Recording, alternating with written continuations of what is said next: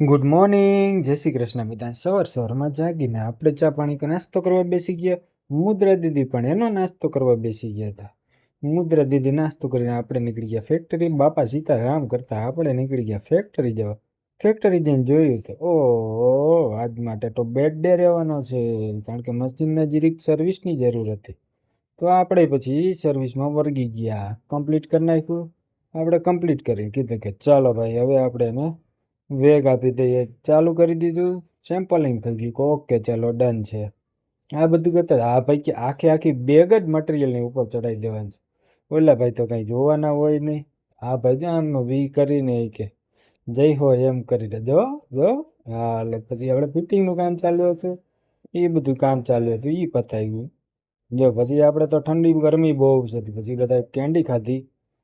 હિતેશભાઈ ગાય છે આ બાજુ, તો આ અમારો રઘો ને પછી થોડીક ટાઈમ લેપ્સ મૂકી દીધી કે ફટાફટ આપણે શું કામ કરીએ. એ જીરીકી તો લાંબો વિડીયો.